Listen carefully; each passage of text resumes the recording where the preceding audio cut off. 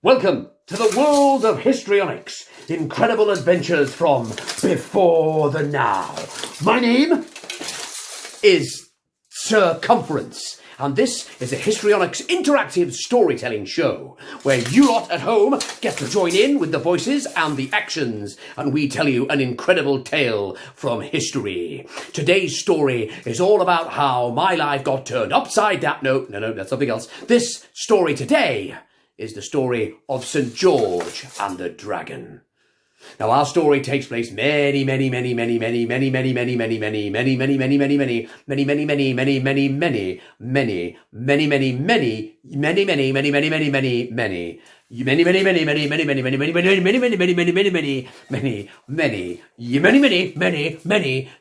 ago. So in order to get there, I'm going to need everybody's help in travelling through time itself. Get your hands like this. Come on, I'm sure everybody in the house can make the noise. Right? Do this.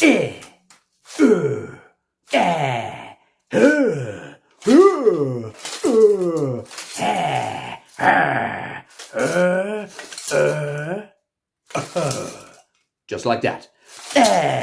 And everyone, we're going to make the standard travelling through time noise, which is this. Boo! Go, do it now. Woo! Do it, everyone doing it. Woo!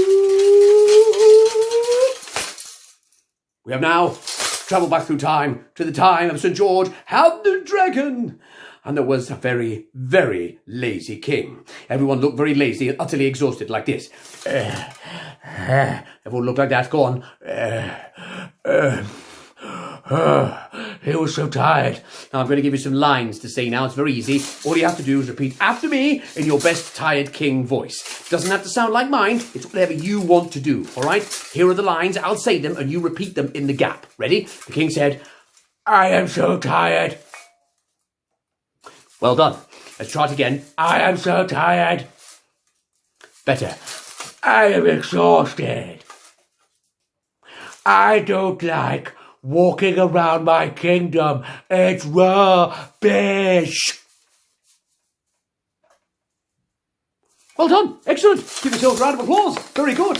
Now, I should say, he said, "I don't like walking around my kingdom." The king was so lazy, he didn't walk at all. He got carried absolutely everywhere in an enormous chair. He didn't like it because he was wobbling around on his chair because the roads were an absolute mess. Huge potholes absolutely everywhere. So he ordered the people to go into the mountains and go into the caves and get rocks to fill in the holes to make the roads better. So everyone went into the mountains. Let's go into the mountains. Into the mountains. There we are. Good walking. Everyone join in with the walking. Everybody joining in. Good. Joining in. A bit more walking. Bit more walking. Maybe some climbing as well. This climbing. My armour weighs 4 stone. If I'm doing it, you can. Very good. There we are.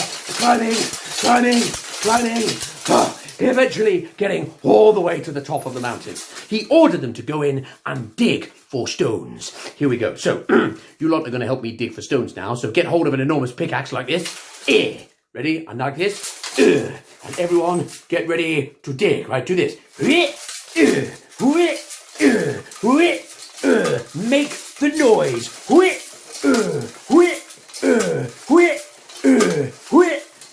Well done.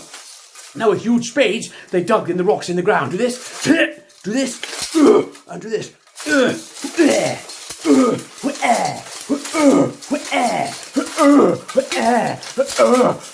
3 years at RADA.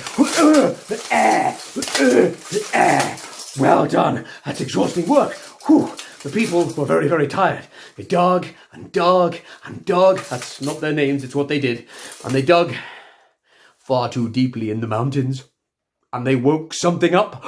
A terrifying dragon. Everybody, show me your scary dragon faces. Do this. Very good. You're going to flap your wings. Could you roar massively? And breathe fire.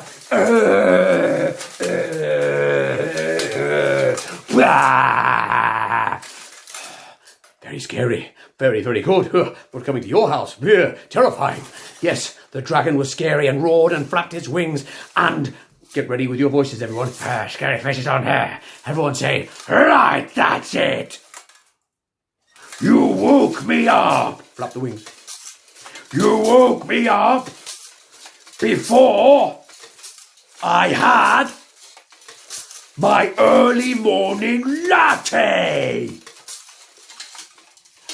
Excellent. The dragon was furious. Oh, we all need that first latte. He was absolutely beside himself with rage and decided he would eat everybody in the kingdom. But the king convinced him not to.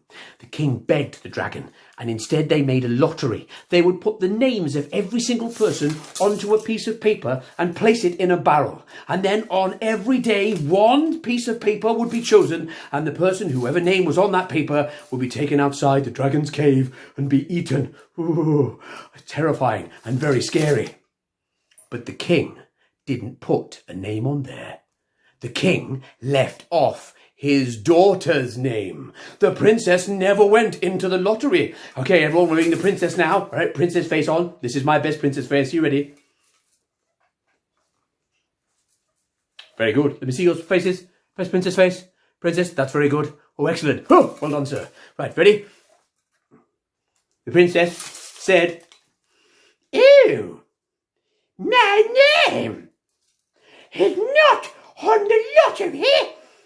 I am cross." The king did not care how cross the princess was. He would not put her name on those papers. So, everyone, in the middle of the night, the princess snuck out of the palace. Everyone, creeping, tippy-toes, tippy-toes, tippy-toes, tippy-toes. Not easy for me to do this quietly. Tippy-toes, all the way out of the palace and down to the barrel. Everyone, lift up the barrel. Lift the barrel there. You've got the barrel. There, it's full of the pieces of paper, remember, from the lottery. We're going to turn the barrel over. Well done. And we're going to shake out all the bits of paper. Ready? Shake, shake, shake. You can shake better than that. Ready? Go.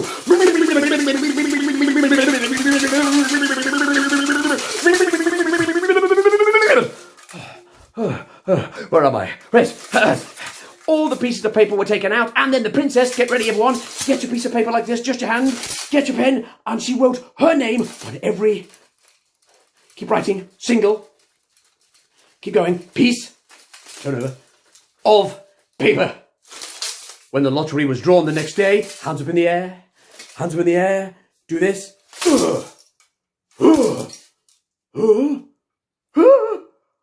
When the lottery was drawn, the princess's name, of course, was on the piece of paper. It was on all the pieces of paper in the barrel. And the princess was taken outside to the dragon's cave to be eaten. When the king found out, he was very, very scared. Look very scared, everyone.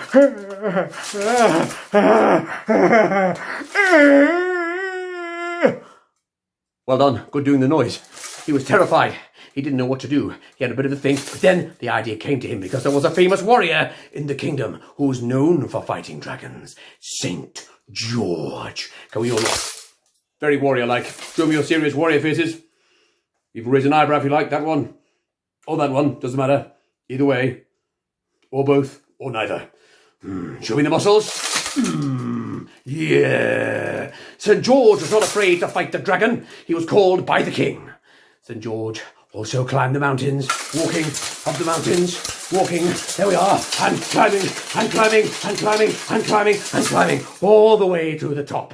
St. George looked, do some heroic looking, jaw clenching, staring off into the middle distance. Very good. He was not afraid. He picked up his sword. Now, if you've got a toy sword, this will work very well. If not, then a pretend mime sword. I'm going to use this one. He picked up his sword and said, "Dragon, I am not afraid." Oh, you remember to repeat. "Dragon, I am not afraid. Come out and fight me." Very good. The dragon roared, rah! The dragon flapped his wings, the dragon blew fire, blah! But St. George's armour protected him. Pretend fire is blasting your armour. It was magical, powerful armour. And St. George laughed massively. Great laughing. St. George said, "My armour is magical. You cannot hurt me, dragon." Very good. So then the dragon got his claws. Get your claws, everyone. Get the claws. Now, don't really hit each other. Let's play safe. It's just pretend. He got the claws and tried to scratch and fight St. George. St. George got the sword and blocked. And blocked. Go, block, block, block, block, block, block. It's like Joe Wicks. Block, block, block, blocking. More blocking. Yes. Blocking. High blocking. Low blocking. High blocking. High blocking. Low blocking. Eventually, the dragon and St. George were absolutely exhausted as well, as tired as the king had been. And St. George said, "Dragon, you are a noble beast. Why is it, repeat, that you are eating everyone?" Well done.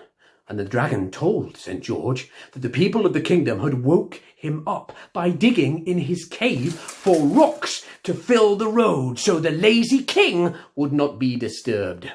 St. George was horrified. Everyone looked horrified. St. George was stupefied. Look it up on Google. Everyone looked stupefied.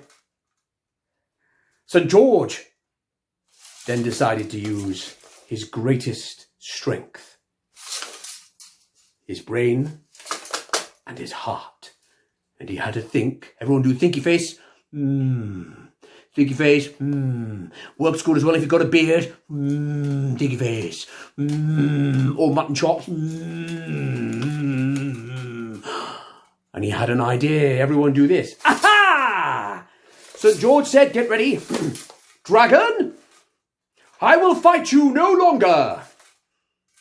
Come with me now, and we shall work together in peace to find you somewhere to live." Oh, how nobly done. Wonderfully done, ladies and gentlemen, boys and girls. The dragon looked very happy and smiled a very happy dragon smile. Dragon smiles, everyone. And said, "Thank you. Please, could you make sure that if you build me a new place to live, that it has a latte machine?" And St. George and the dragon left as friends. Down the mountain they went, back toward the palace, having rescued the princess, taken her back with them. The three of them spoke to the king, who saw the error of his ways, and they decided to work out how they could live with the dragon in peace together. And thus we have our story that tells us about the merits of friendship, cooperation, and the dangers of having a temper and open cast mining. Ladies and gentlemen, boys and girls, thank you for joining us on our interactive storytelling show about St. George and the Dragon. If you have enjoyed this video, remember we have lots more on our Histrionics YouTube page and also showcasing them on our Histrionics Facebook as well. Please do comment on there, just below down there, on what you thought of the videos or any other kinds of videos you'd like to see. My name has been Circumference. Thank you very much for watching. Take care and stay safe.